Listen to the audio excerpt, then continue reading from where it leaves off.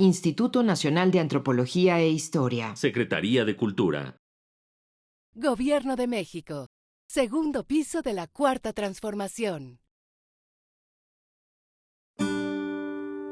Su sustancia está hecha de evocación, recuerdo, rememoración y de lo que toma del porvenir. Porque es una parte fundamental de nuestra identidad. Somos nuestra memoria. El programa de Lina que nos lleva de viva voz con los especialistas. Muy buenos días. Somos nuestra memoria. Somos ese quimérico museo de formas inconstantes, ese montón de espejos rotos, escribió Jorge Luis Borges. Esto es Radio INA. La Secretaría de Cultura y el Instituto Nacional de Antropología e Historia los invitan a acompañarnos en la emisión de la serie Somos nuestra memoria. Yo soy Salvador Rueda y en esta ocasión contamos con la presencia de la arqueóloga Beatriz Zúñiga Bárcenas, a quien le damos la bienvenida y le agradecemos que esté aquí. Ella trabaja en el Centro INA del Estado de México. Y vamos a hablar de arqueología. Tanto el trabajo de los arqueólogos como lo que han encontrado. El tema de hoy son 100 años de investigación en Tenayuca. Si me permites, Beatriz, voy a comenzar con una anécdota. Hace medio siglo tomé yo clases de Mesoamérica con don Alfredo López Austin. Y él nos llevaba a distintos lugares a que viéramos y constatáramos lo que él daba en su clase de Mesoamérica. Y en una de estas visitas fuimos a Tenayuca. Y dice, aquí quiero que vean la construcción Tenayuca, que es una, pues no dijo réplica, eso yo te lo diría ahora, que es más pequeño probablemente la construcción del Templo Mayor de Tenochtitlan. Está todo. Está el Coatepantli, está la doble escalinata, etc. Y allá a un ladito hay una iglesia. Bueno, esa es la historia de México. A mí se me quedó grabado eso. En esas fechas, un poquito antes, Mario Colina había publicado en el Estado de México una serie sobre Nezahualcóyotl. Y entre esas estaba la de Víctor Castillo Farreras sobre Nezahualcóyotl según las fuentes pictóricas. Y sale el Códice Xolotl y aparece Tenayuca. Pero aparece como Chichimeca. Sí. Realmente creo que Tenayuca está muy desperdiciado en términos de difusión. Y me gustaría que ahorita empezáramos a saldar esa cuenta.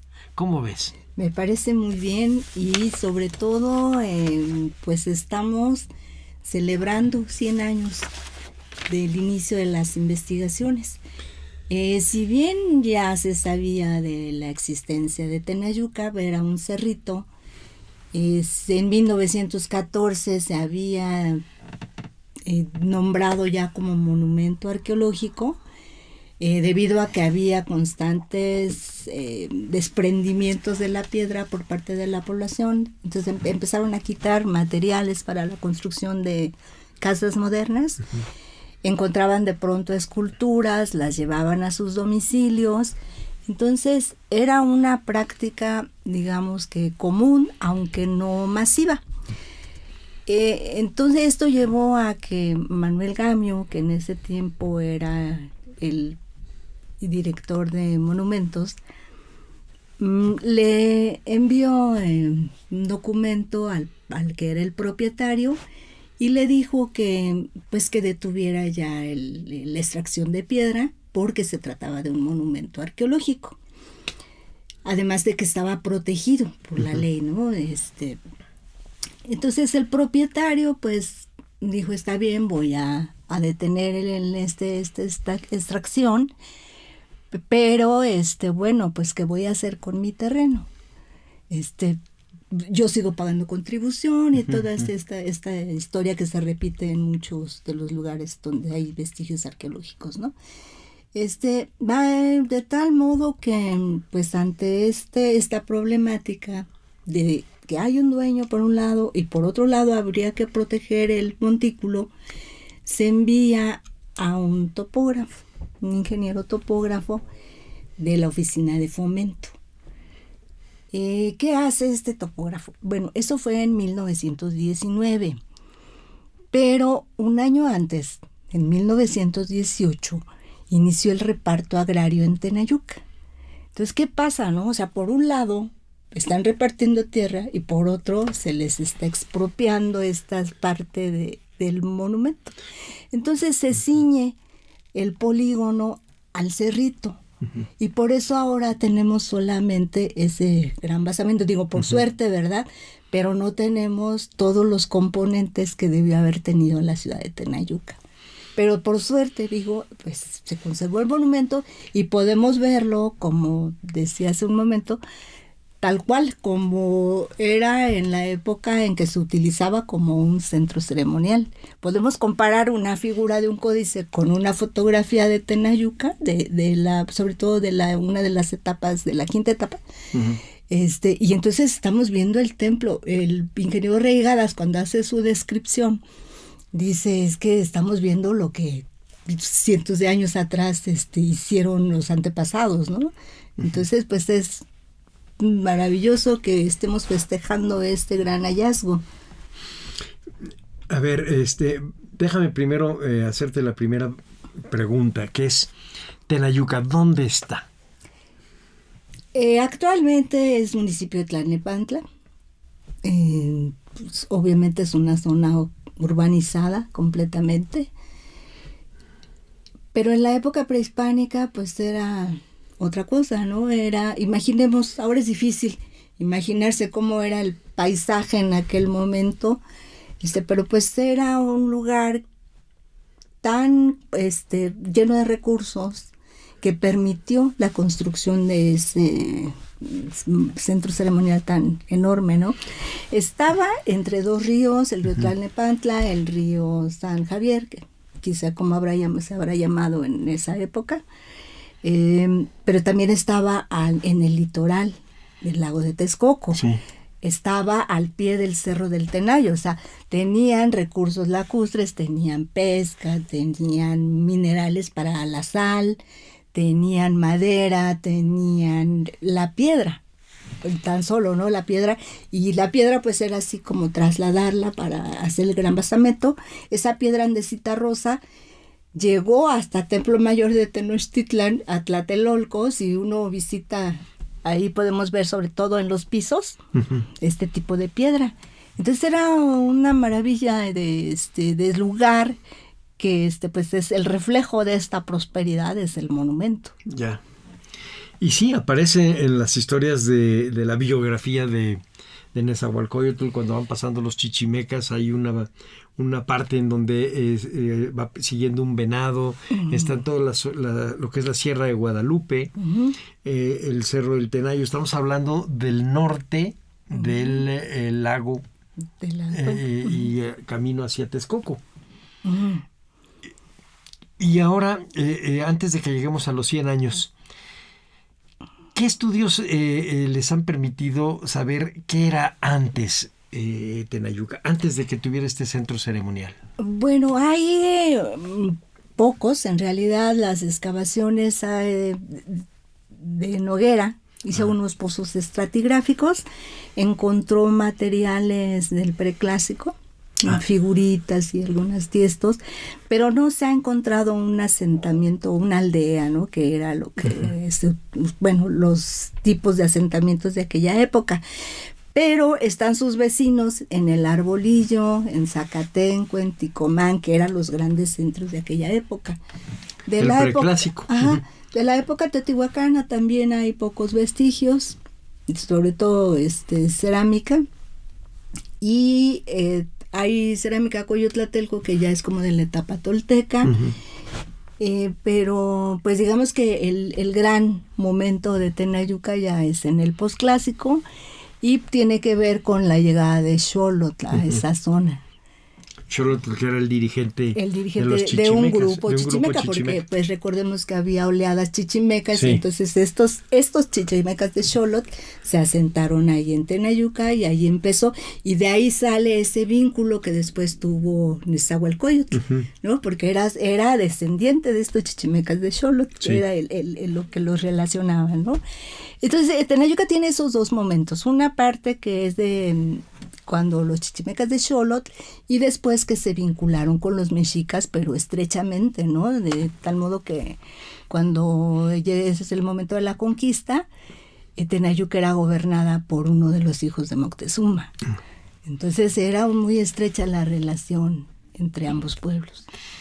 Y tú decías hace un momentito que es difícil imaginar cómo era Tenayuca en el periodo preclásico, y sus recursos, tanto de la piedra, el monte, los lacustres, etcétera. Pero si lo imaginamos el último día del México prehispánico, es decir, antes de que llegara Hernán Cortés a la Ciudad de México, ¿cómo era Tenayuca? Descríbenos cómo han imaginado ustedes que debió haber sido. Ajá, bueno, como casi todos los pueblos en esa época, tenían su centro ceremonial y su gran templo o templo mayor, el Hueytocali, que son este tipo de basamentos piramidales con doble escalera, que conducen a dos templos que están como en la el cima. Del templo mayor. Exacto, es que era común que los pueblos tuvieran esos templos mayores, como en Santa Cecilia, por ejemplo, como en Tlatelolco, como en Teopanzolco, en Morelos. Entonces, este era, digamos que era el núcleo, la parte central del pueblo, y alrededor estaban los palacios, estaban las casas de la gente, de los campesinos. O sea, hay extensas áreas para cultivo. Sí. Y seguramente que por ahí están las casas más sencillas de la gente que alimentaba a estos centros de, digamos, administrativos, de religiosos.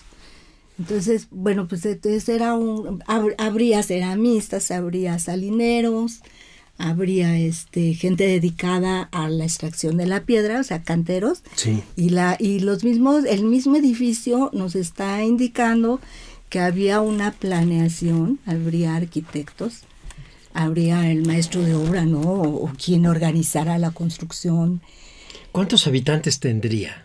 No se ha calculado, pero Okay. Tenochtitlan se han calculado como 200,000, ¿no?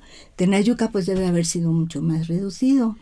Entonces pues era como no propiamente barrio, pero sí un pueblo contemporáneo con mucho menor población. Siempre todos serán más pequeños que Tenochtitlan, ¿no? ¿Y se le ha comparado alguna vez con Texcoco, arqueóloga? Con Texcoco no, a pesar de ese vínculo que tuvo cuando la etapa de los chichimecas de Xolotl, pero arquitectónicamente no, más bien está totalmente relacionado con los mexicas. Ok.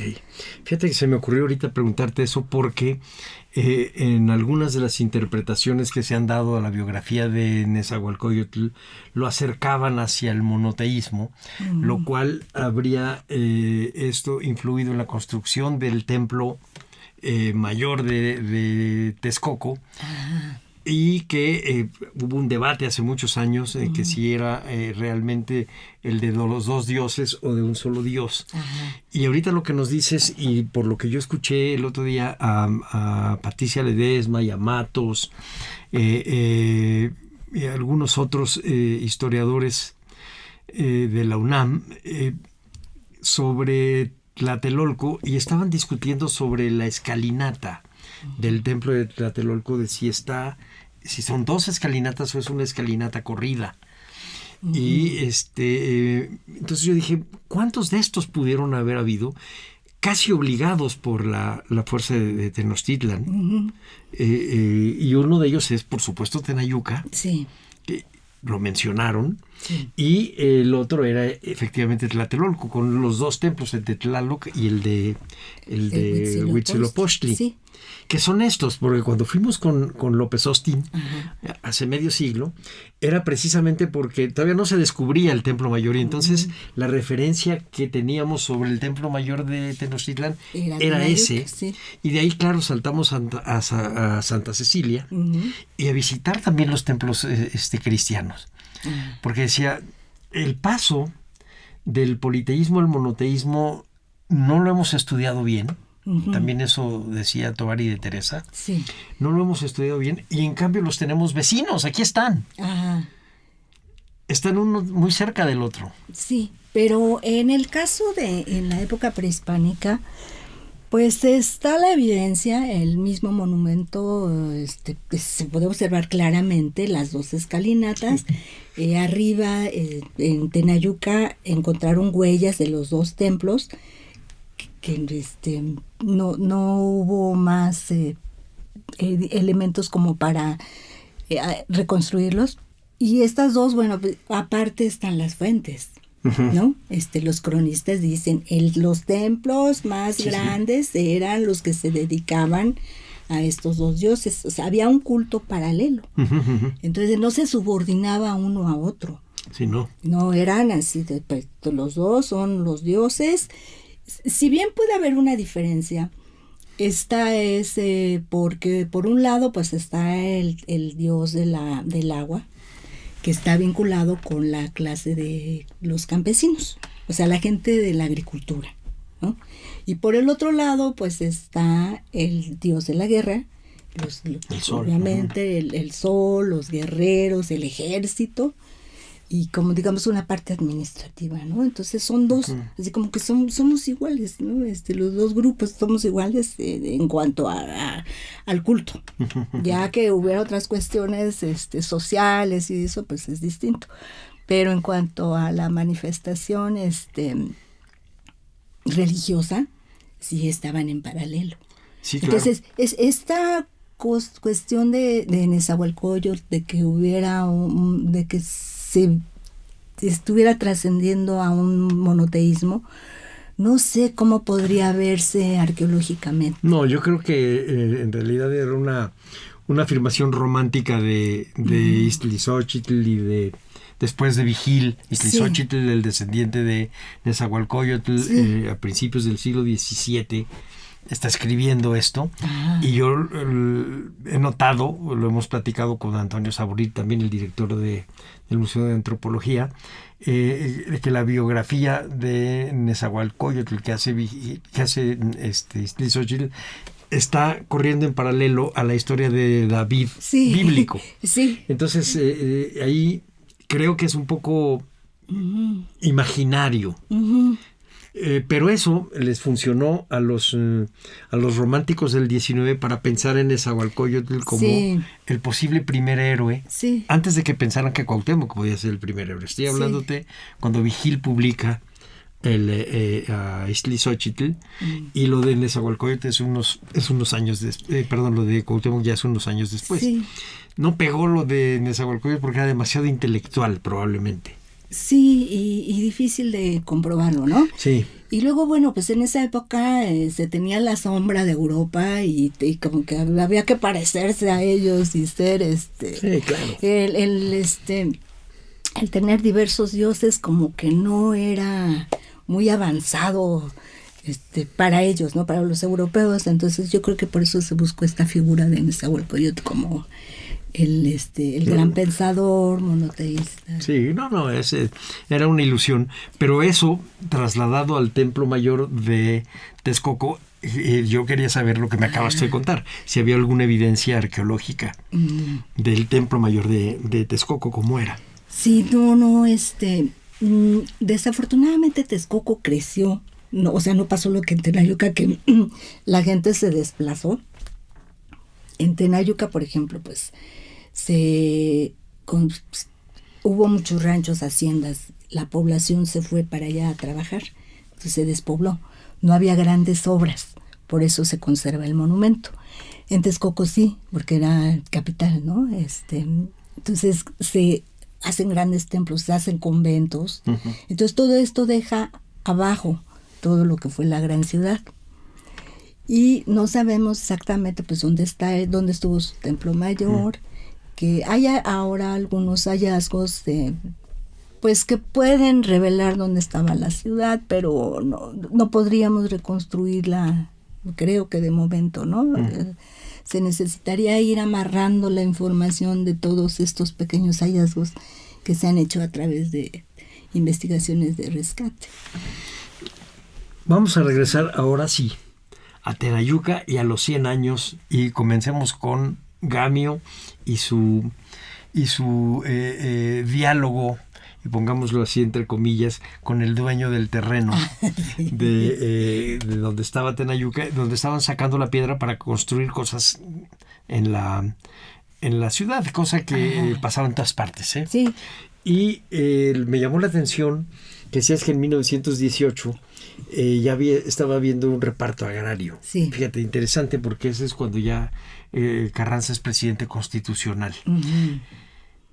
Y Gamio acaba de publicar su estudio y está haciendo el estudio sobre Teotihuacán, y está haciendo sus cosas que lo vuelven, lo proyectan como el primer arqueólogo moderno de México. Hace 100 años él estaba ahí. ¿A quién manda? No, él ya no estaba en Tenayuca. Okay. Ya fue esa etapa en donde él sale de México y queda al frente el ingeniero Reigadas. ¿Cómo se llamaba, te acuerdas? Reigadas, ¿cómo se llamaba? Reigadas, ay, ahorita se me fue, por Dios. Ignacio Reigadas, no, es Ignacio Marquina. José Reigadas Huertas. José Reigadas, Sí, José Reigadas. Bueno, se vino el equipo que estuvo en Teotihuacán, uh-huh. el gran proyecto de Teotihuacán, se viene todo el equipo a Tenayuca. Okay. Entonces viene Reigadas a la cabeza, que también era el director de monumentos, uh-huh. Que ya era de la SEP. Entonces viene Marquina, viene Noguera, viene Roque Ceballos, Enrique Juan Palacios, y ya traen una experiencia pues muy acumulada de Teotihuacán, del proyecto de Teotihuacán, tanto en excavaciones, en técnicas de excavación, como en conservación. Uh-huh. Entonces en Tenayuca es así como un laboratorio, ¿no? de lo que se podía reconstruir. Cuando llegan ellos, cuando se hace la excavación, las esquinas estaban ya muy deterioradas precisamente por esta extracción de materiales. Uh-huh. Entonces lo que hacen ellos fue reconstruirlas, pero pues ya estaba avanzado, digamos, en las normas internacionales, que no habría que falsear. Entonces lo que hacen ellos es reconstruir estas esquinas, pero las diferencian la construcción original está hecha así como con bloquecitos, como ladrillos, uh-huh. de la piedra andesita, y lo que ellos hacen para diferenciar es meter piedra como no muy careada, de tal modo que uno pueda separar o ver, uh-huh. ver qué es lo reconstruido y qué es de lo original. Okay. Lo maravilloso también es que lo dejaron en planos. Entonces ponen su plano y dicen, hasta aquí estaba, hasta aquí, esto lo reconstruimos. Entonces, ¿qué hacen? Aplicar técnicas también de anastilosis. Encuentran las cabezas de las serpientes del Coatepantli y luego dicen, bueno, esta era de aquí, esta la levantan, algunas no estaban sus cabezas, y dicen, bueno, pues vamos a poner otra, pero hacen la advertencia, hacen un estudio minucioso de cuántas serpientes hay. Ahí está en plano. Uh-huh.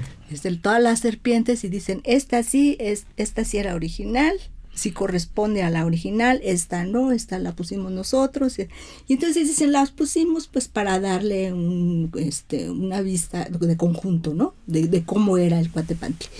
Y nada más déjame decirle a nuestro público que el Coatepantli es el muro de las serpientes, uh-huh. que en las fuentes aparecía como rodeando al Templo Mayor, y que para hasta que se descubre el asunto y se hace el proyecto del Templo Mayor, el Coatepantli era más bien un imaginario. En cambio, en Tenayuca está ahí Coatepantli. y está rodeando el monumento. Sí, pero ahora nos acabas tú de explicar cómo realmente hacen la diferenciación. Encuentran las serpientes, algunas en su lugar, empiezan a armar el rompecabezas de las cabezas que están tiradas por todos lados. Sí. Algunas ya no están y entonces las hacen y lo dejan documentado. Documentadísimo. Sí, es maravilloso que todo ese trabajo tan minucioso, cuando al mismo tiempo estaban trabajando en la zona maya, en Oaxaca, en diferentes lados, entonces pues es de como para apreciar, ¿no? Sí. Todo el esfuerzo que hicieron por mantener esta información ahí. Y no sé si todavía puedo poner el anuncio, pero toda esta información quedó en una memoria, en el libro de Tenayuca, que fue presentado en el Congreso Internacional de Americanistas. Fue la contribución de México en 1935, en este congreso que fue en Sevilla. Entonces va parte del equipo a presentar la publicación. Y otra cosa también es que es de reconocer y de platicarlo, es que los medios, los periódicos, dieron un seguimiento. Y entonces así como en primera plana aparecía, 7 veces fue agrandado el monumento de Tenayuca. La revista Science de Estados Unidos también tenía una reportera que continuamente estaba escribiendo sobre los hallazgos. Entonces, pues ahora salieron tantos entierros y otra estructura más. Entonces fue muy interesante. Pero entonces había mucho más interés en Tenayuca antes que ahora. Bueno, fue la época del descubrimiento. Pero qué padre está. Sí, porque pues después de eso, pues ya teníamos ahí todo, ¿no? Creo que como que se olvidó. No se olvidó por completo, porque en 1963... cuando se estaba haciendo este nuevo montaje del Museo de Antropología, como que necesitaban información más concreta sobre la estratigrafía. Y mandan a hacer unas calas en el monumento. Entonces estuvo a cargo, me parece que Marín, y el análisis lo hace Jorge Acosta. Entonces... Pero después de eso ya no se hizo excavación dentro del área del monumento. Se hace las excavaciones alrededor, como rescates o salvamentos. Pero propiamente ahí ya, no, lo que se ha hecho son trabajos de conservación. Entonces, pues para tratar de mantener en pie. Porque está abierto al público. Está abierto al público, sí. Y fíjate, yo veo las imágenes de Tenayuca y cosas que tengo en la memoria. Por ejemplo, los cráneos del muro de calaveras son iguales a los que están en Templo Mayor. Sí. Que son como clavos. Son clavos. Y entonces eso me hace recordar a un texto de Ernest Gombrich que decía que los artistas, que había 2 tipos de artistas. Los artistas que hacían lo que sabían hacer, y que tenían una técnica y había una dirección y eran muy perfectos para hacer eso que sabían hacer, y los artistas que hacían lo que veían. Que esa era la diferencia, por ejemplo, entre los egipcios y los griegos. Los artistas del posclásico cercano a Tenochtitlan, o en la esfera de Tenochtitlan, hacen lo que saben hacer. Están las calaveras estas, son iguales a las de templo. Está este escudo de piedra, y si ves el que está en Chapultepec, te vas a sorprender, es igual.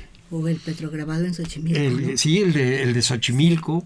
En fin, entonces realmente empezamos a notar poco a poco, a través de estudios como estos de hace 100 años y la presentación 15 años después de los estudios, 18 años después de estos estudios en Sevilla, lo que trae el Museo de Antropología, lo que hace Templo Mayor, lo que están haciendo ustedes en el Estado de México, que estamos hablando de un peso civilizatorio enorme, del cual apenas se han encontrado algunas cosas y han ido armando pequeños rompecabezas. Uh-huh. Entonces ahí el trabajo de los arqueólogos es muy importante porque además baja de la época prehispánica o de la época virreinal temprana uh-huh. hasta muchos siglos antes, en la época del preclásico. Uh-huh. Entonces no acabamos de dimensionar la historia de México. No. Porque se nos hace que va muy rápido lo anterior y muy lento lo que viene cerca. Sí, bueno, pues en Tenayuca es como ya se quedó la historia, ¿no? Y así está escrito, pues que estaba preclásico, muy pocos materiales, un asentamiento que no hubo propiamente pues, asentamiento, sino vestigios de aquella época. Y luego el gran basamento.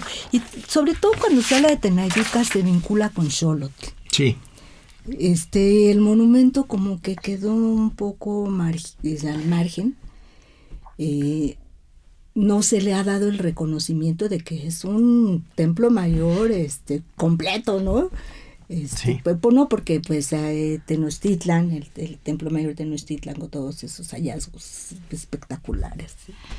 Ha quedado Tenayuca pues un poco a la sombra. Sí, bueno, ahí es por el peso que se le dio a Xolotl como raíz del grupo texcocano gobernante de Nezahualcóyotl. Sí. Y mucho menos se sabe de este vínculo que hubo con los mexicas, ¿no? O sea, por ejemplo, que los mexicas fueron y conquistaron Tenayuca siendo ejército de los tepanecas de Azcapotzalco, eso casi nadie sabe, ¿no? No, ahorita nos lo vas a contar.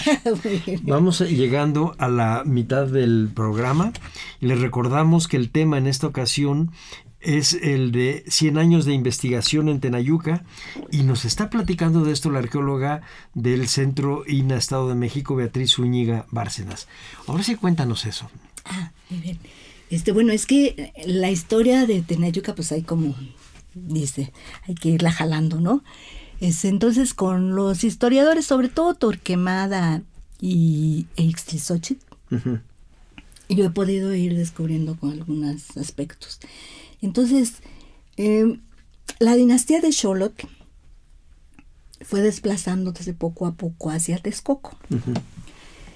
hasta que ya uno de los, sería nieto de Quinatzin, decide ya irse para Texcoco. Uh-huh. Entonces Tenayuca queda relegada políticamente. Y entonces él manda a gobernar a su tío. El tío pues llega a Tenayuca, toma posesión y después pues dice, bueno, soy el tío, pero pues ahora yo soy aquí el señor, sí. El gran señor de Tenayuca. En ese tiempo había unas revueltas tremendas, ¿no? Y Azcapotzalco era el que tenía el control, básicamente. Estamos hablando antes de que los mexicas estén en Tenochtitlan como dominantes. Sí, ya estaban ahí. Ya Ajá. les habían dado el permiso para estar en el islote. Isla. Okay. Entonces, pues como un favor, como pago, ¿verdad? Uh-huh. Van como ejército a conquistar Tenayuca, bueno, no conquistar, sino a castigar a los de Tenayuca y castigar al tío. Uh-huh. Porque los de Tepanecas también se sentían descendientes de los chichimecas de Xolotl. Okay. Entonces dicen, no, pues vamos a salvarlo de este malvado, ¿no? Y pues ya que el hijo, que el descendiente directo de Xolotl no quiere estar aquí, pues entonces nosotros vamos a tomar posesión. Y ahí va el ejército de los mexicas, cuando todavía eran subordinados. Entonces hacen la conquista pero para los tepanecas. Uh-huh. Tiempo después, cuando viene la Triple Alianza, todo este juego que se hace político y que se hace en alianza con Texcoco y con Tacuba, entonces dicen, bueno, pues entonces Tenayuca pasa a formar parte de Tenochtitlan. Y desde entonces ya se vincula más directamente. En el Códice Mendocino, en la primera lámina, aparece como grandes conquistas de Tenayuca y Culhuacán, uh-huh. porque lo sintieron propio desde la primera conquista que hicieron. Sí, están las imágenes Ajá. de los alrededor, Sí. cierto. Después hay otro donde está el palacio y dice los amigos de Tenayuca y los amigos de Texcoco, ¿no? Entonces siempre estuvo presente porque pues era su territorio. Ujú. Era un pueblo políticamente y familiarmente ligado con ellos, ¿no? Y nos decías que ya al final estaba un hijo de, Un hijo de Moctezuma. gobernando en Tenayuca. Entonces parece que todo el tiempo fueron nombrados los gobernantes desde Tenochtitlan. Desde Tenochtitlan. Ujú. Y regresemos un poco al trabajo de los arqueólogos. Han encontrado distintas etapas en el templo de Sí. Tenayuca. Platícanos eso. Sí. Platícanos, lo que nos interesa es qué ve un arqueólogo. Nosotros vemos una cosa, vemos un paisaje, Sí. vemos un edificio, pero ¿qué ve un arqueólogo? Bueno, lo que vieron ellos cuando empezaron la exploración, iniciaron por la escalera, ¿no? O sea, del lado del cerrito donde había huellas de que había una escalera. Entonces, ¿qué hacen? Una cala y van sacando los escalones y van subiendo al cerrito. Entonces se encuentran, digamos que más arriba y más atrás, otra escalera y dicen, bueno, esta no puede corresponder con esta, ¿no? Debe ser una etapa anterior. Ya traían la experiencia de Teotihuacán, de las construcciones, de la arquitectura mesoamericana, que era de superposiciones. Entonces dijeron, pues esto es otra etapa constructiva. Y entonces ahí empiezan y encuentran esa etapa, la quinta, la que dicen que estaba tal cual como la dejaron los constructores. Entonces, la última etapa tapaba esta, por eso está protegida. Entonces, ¿qué hacen? Pues estaban muy interesados en ese tiempo en la arquitectura mexica. Y bueno, uno como arqueólogo, pues normalmente no se queda con la duda. Claro. ¿Qué hacen ellos? Hacen túneles. Entonces, perforan el monumento. Ya estaba prácticamente terminado, descubierto. Entonces, perforan el monumento a la mitad por dos de sus lados.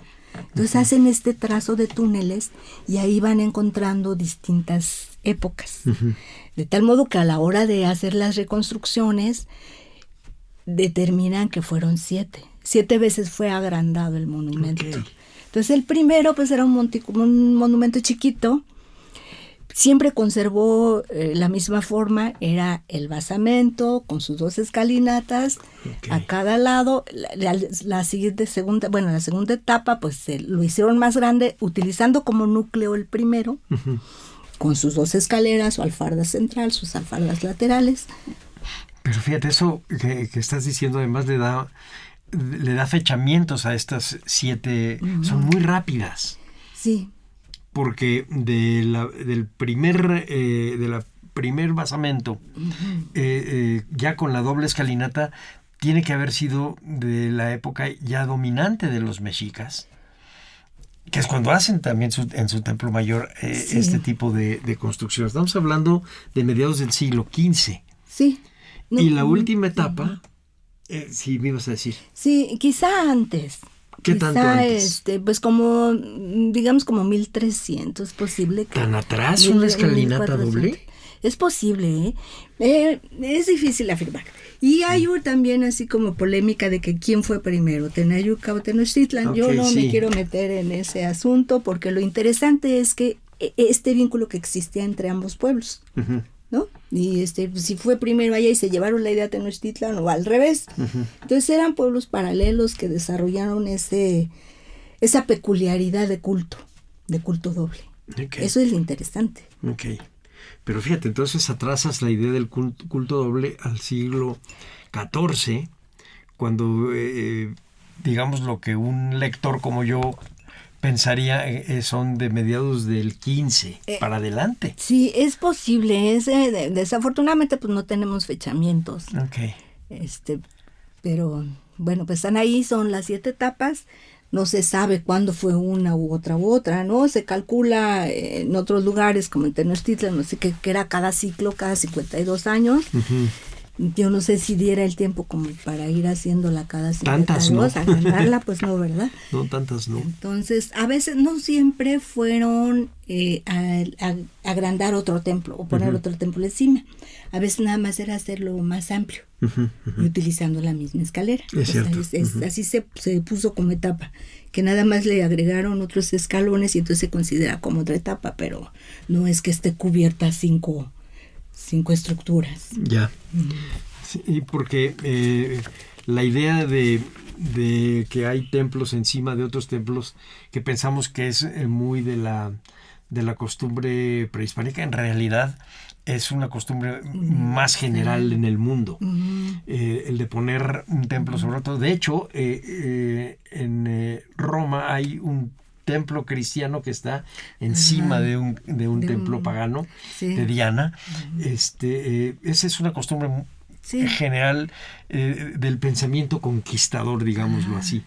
Y a veces no necesariamente violentamente. No, aquí mismo en la Ciudad de México hay por ahí un templo que fue católico y que ahora es un templo protestante, y haces esta transición sin que sea no necesariamente es violento, y tampoco deja un registro claro. Si no nos metemos a los papeles no sabremos cuándo fue que pasó eso. Sí, es por ejemplo, las basílicas romanas, ¿no? Exacto. Que eran centros administrativos y las adaptan a culto. A culto, claro, porque de hecho su arquitectura era administrativa. Efectivamente. Sí. Vamos a regresar. Entonces hicieron túneles y encontraron estas etapas. Ajá. Y eso fue lo que llamó la atención, ¿no? Okay. De que lo que comentaba hace rato, de que los periódicos ya encontraron las etapas constructivas. Entonces yo creo que fue una época muy interesante arqueológicamente, porque se estaban dando hallazgos en toda la República. Entonces, pues, los periódicos estaban atentos a todo este tipo de hallazgos para darlos a conocer en sus publicaciones. ¿Qué cosas han encontrado más modernamente, arqueóloga? Más modernamente, pues, bueno, no es tan moderno, pero por ejemplo, en la década de los 80, a unos que serán como 300, 400 metros de Tenayuca, hicieron una excavación de establecimiento arqueológico y encontraron un palacio. Ajá.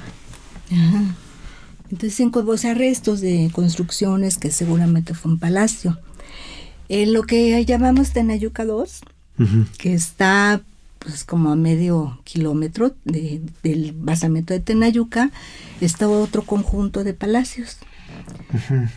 Cruzando la avenida Vallejo, donde ahora es una unidad habitacional, Galaxia o algo así, te encontraron otro palacio. Entonces quiere decir que pues la extensión de Tenayuca era muy grande. Claro, el mismo basamento nos está indicando que pues no era cualquier lugar, no era una población pequeña, ¿no? Para lograr esas dimensiones pues se requería de una organización y de un conjunto de personas pues de especialistas y que debieron vivir en diferentes lugares. Fíjate, esos son los ojos de los arqueólogos. Yo te diría, con ojos de un lector distinto, la anécdota que contaste del tío y la ida de tropas o de grupo armado de los mexicas dirigidos por tepanecas, te hablaba que Tenayuca no era un pueblito, sino que efectivamente era un lugar a donde el poder de este hombre ya estaba siendo competitivo contra el de los tepanecas, que pudo haber sido Mastla o el padre famoso. Un lugar de interés para conquistar. Claro, ¿no? Debió haber sido lo suficientemente grande e importante económicamente para que no lo dejaran estar autónomo. Y entonces lo que puedes encontrar en Tenayuca con la arqueología es realmente una ciudad grande, importante, con un peso específico en esa área de la orilla del lago. La cuenca, sí. Sí, claro. Bueno, más adelante pues está Cuautitlán, ¿no? Que debe haber sido enorme. Claro. Hay Tultitlán. Entonces, estas poblaciones de las que desafortunadamente pues no tenemos mucho vestigio en sí. Hay reportes y están registrados montonales de sitios en esas zonas, pero pues no podemos verlos, ¿no? Pero eran ciudades paralelas, ciudades que convivían. Tenayuca, pues no sé qué tanto competía en número de población. Quizá la de Cuautitlán y ellos eran como de menor rango, rango político, ¿no? Y por eso no tuvieron esos centros ceremoniales tan grandes. Que todo pueblo debió haber tenido sus centros ceremoniales, eso era sin duda, ¿no? Debieron existir.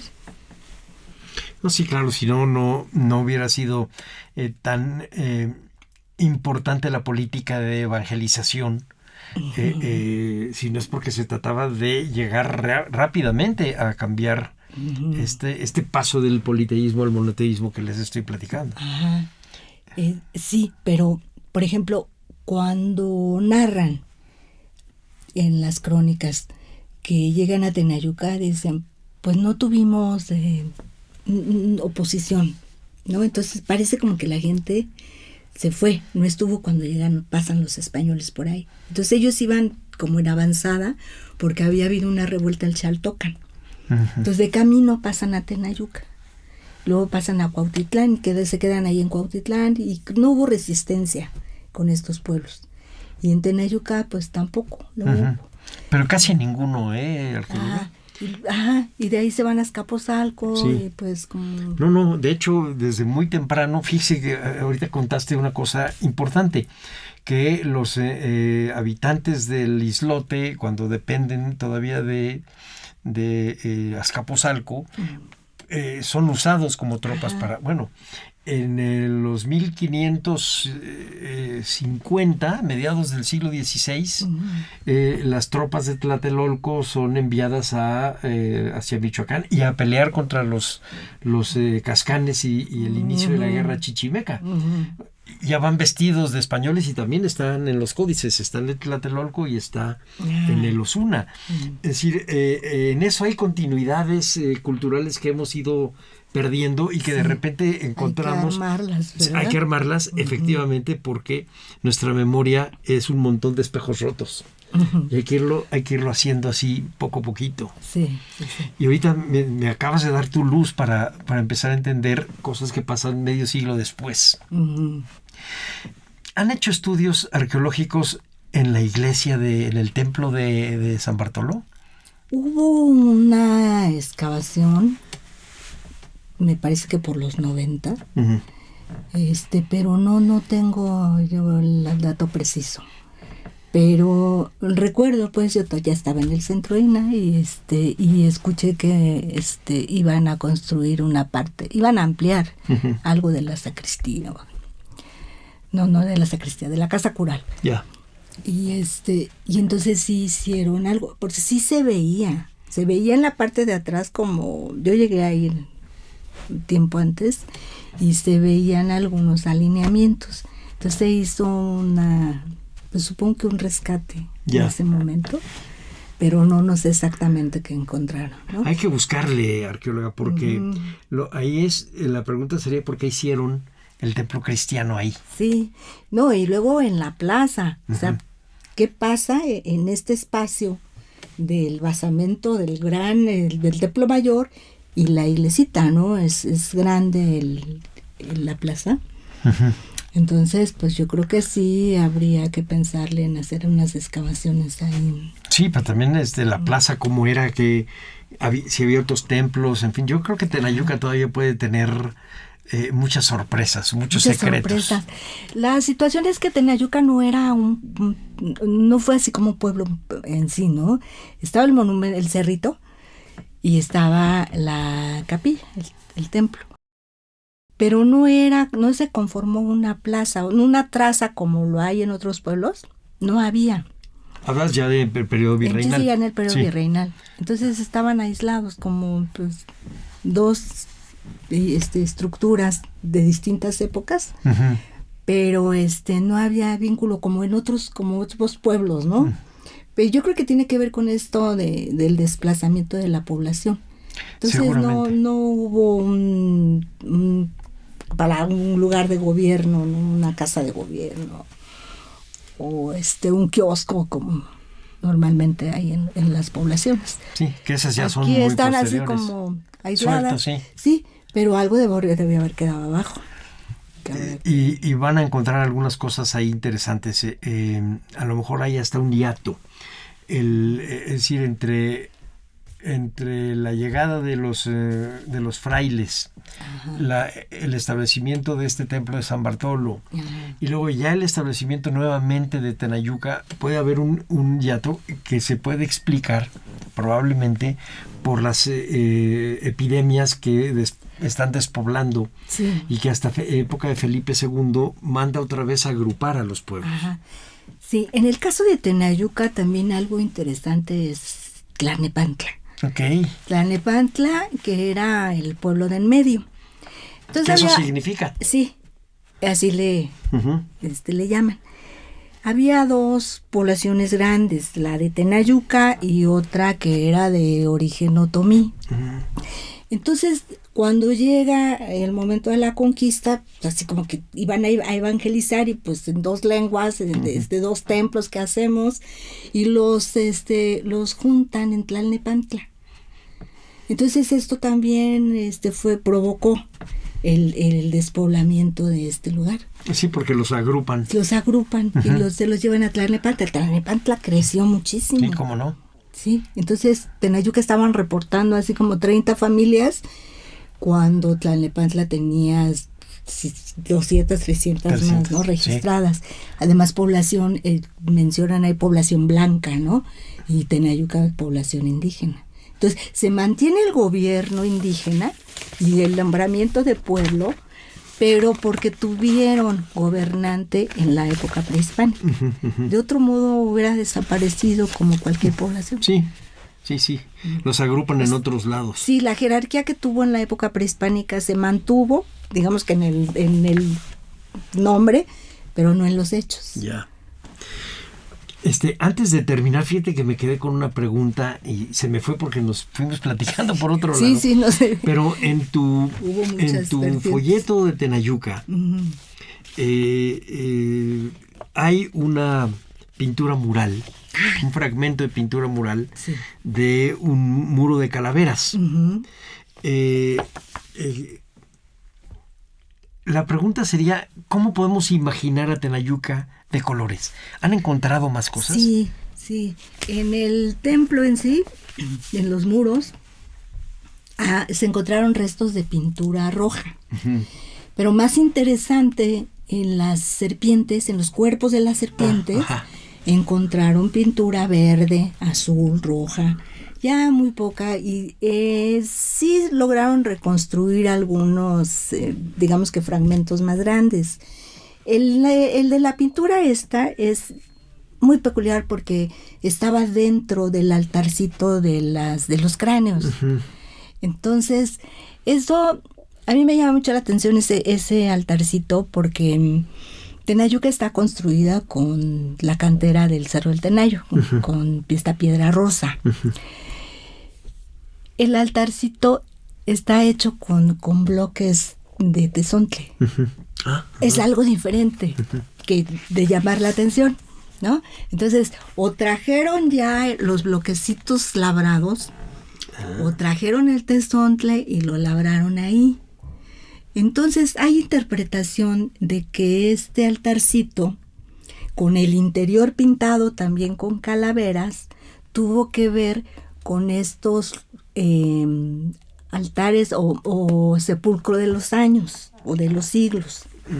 Entonces, cada 52 años se hacía la ceremonia de que se enterraban los atados de años y se quemaban. Entonces, posiblemente este altarcito pudo haber sido un lugar en donde se celebró un fuego nuevo. Un fuego nuevo. Ajá. Que pues cuando se hizo la excavación no encontraron nada adentro. Ya. Entonces sí llamó la atención la pintura. Pues la pintura se quedó ahí por un tiempo. La desprendieron por ahí de los 70s. El original está en el Museo de Antropología. Y cuando fue el 95 aniversario del inicio de las excavaciones, nos hicieron la reproducción a través de la coordinación de conservación. Se hizo una réplica y ahora la tenemos ahí en el Museo de Tenayuca. Entonces, pues digo, hay que ir a Tenayuca, la puede uno ver en foto aérea, hay incluso creo que algunos videos que hacen recorridos virtuales, pero pues lo interesante es caminar y ver la magnitud, ¿no? El templo tal como estuvo en la época de que se utilizaba. Lo cual quiere decir que Tenayuca está abierto al público. Platícanos un poquito. Está abierto de martes a domingo, de 10 a 4 o a 5. Uh-huh. Pues las tarifas del instituto y pues las entradas libres para los estudiantes, para las personas, para los profesores y para las personas que tienen INAPAM. Uh-huh. Entonces los domingos entrada gratuita. Y pues ojalá que se animen a ir ahora que se puede ir en Metrobús. Sí, se puede ir en Metrobús y se bajan ¿dónde? En la estación Tenayuca. Muy bien. Y entonces ahí sí hay que visitarlo. A fuerza. Hay que visitarlo porque no podemos perdernos de esta de esta zona arqueológica que está replicando al Templo Mayor, pero que a lo mejor es una de tantas, pero han desaparecido. Entonces acaba siendo una muestra importante de algo que existió. Sí, yo creo que al quien esté interesado por Templo Mayor, al ir a Tenayuca y ver el templo en sí, lo va a comprender mejor. Cuando vamos a Templo Mayor resulta difícil ver o comprender cómo pudo haber estado, ¿no? el templo. Cuando se ve el de Tenayuca, entonces, ¡ay, caray! El de Templo Mayor, que era más grande, porque había dictado Moctezuma que ninguno debía ser más grande que el de ellos. Entonces uno puede imaginarse. El de Tenayuca tiene la etapa que tenemos hasta ahora, 18 metros. Uh-huh. ¿No? La última debió haber tenido unos 25, algo así, ¿no? Entonces el de Tenochtitlán ha de haber sido considerablemente más grande. Pero ya tiene uno ya la referencia físicamente, cómo eran las dos escaleras, cómo está separada, cómo debieron haber estado los dos templos hasta arriba. Y en este altar de cráneos y ver esta réplica de los pequeños cráneos con los huesos cruzados, la marca probablemente del Zompantlis y del hueco. Entonces uno ya puede darse una idea de una corriente civilizatoria, de un gusto, de una costumbre, de una estética, de un ritual. De una práctica. Sí, ritual. De una práctica. Pues bueno, felicitar por el 100º aniversario al Centro INAH y a Tenayuca. Pues Centro INAH de Estado de hacer México. Un reconocimiento a esos yo los felicito. A esos pioneros de la arqueología que insisto, tan minuciosamente registraron todos los hallazgos. Que lean este texto que está publicado. Está publicado. Parte de los festejos del 90 aniversario fue la reedición del texto de 1935. No es un facsímil, porque es una edición más grande, se cambiaron algunos formatos, pero bueno, el texto es el mismo, ¿no? La información es... ¿Dónde lo podemos conseguir? En la librería del INAH, yo todavía vi hace unos meses. Ajá. Todavía, y ojalá que se reprodujera de nuevo, porque es, yo creo que de las publicaciones más importantes de la arqueología mexicana. ¿Y así se llama Tenayuca? Tenayuca, estudio arqueológico de la pirámide de este lugar. Muy bien. Uh-huh. Pues no me queda más que darte las gracias. Al contrario, gracias. Arqueóloga, felicitarlos por su aniversario, leer lo que nos estás pidiendo, nos estás sugiriendo leer, buscarlo en la tienda INAH y si no, buscarlo en línea. Seguramente está. Bueno, se nos acabó. Vamos a promover la lectura. Sí, por favor. Uh-huh. No, pero sí pide que lo suban. Uh-huh. Cuando se oiga este programa, la gente lo va a buscar, vas a ver. Seguramente. Sí. Seguramente que sí. En la biblioteca, pues está el original. En la biblioteca. La edición del 35. No, pero ahora con los medios, las bibliotecas cuando vas a hacer un trabajo un poco más profundo, lo que quieres es algo, voy a ir a Tenayuca y quiero leer cómo empezaron las excavaciones, y lo lees en tu teléfono. Sí. También hay una guía, hicieron una guía y está la tuya. De resumen. Y está esta publicación que se hizo, me parece que en 2010. Ok. Esta desafortunadamente no está en línea, están todos los diálogos con el pasado, pero Tenayuca no está en línea, no sé qué pasó. Bueno, pues otra vez, 2 tareas tienes para que estén en línea ambos. Muy bien, pues vamos a terminar el programa. Muchas gracias. A nombre de Radio INA, doy por terminada esta emisión que fue posible por la generosa participación de la arqueóloga Beatriz Zúñiga Bárcenas. Gracias a nuestros escuchas por su atención. Les sugerimos consultar más de nuestra producción a través de nuestras páginas y de nuestras distintas plataformas digitales en YouTube y Spotify. En la producción, la Coordinación Nacional de Difusión a través de la Dirección de Producción Audiovisual con Ana Galicia a la cabeza, y la subdirección de Radio INA con Gabriela Marentes aquí en la cabina y dirigiendo estos programas. En la realización está Evanibaldo Morales, conocido por todos nosotros como Aldo. Está en la grabación y edición Rubén Martínez, en el apoyo Marta Hernández, Paula Bedoy y Jerónimo Cuevas. Yo soy Salvador Rueda. Hasta la próxima. Las opiniones y comentarios aquí expresados son de entera responsabilidad de quienes proporcionan la información y no representan necesariamente las opiniones de Radio INA ni comprometen el pensamiento editorial del Instituto Nacional de Antropología e Historia. Instituto Nacional de Antropología e Historia. Secretaría de Cultura. Gobierno de México. Segundo piso de la Cuarta Transformación.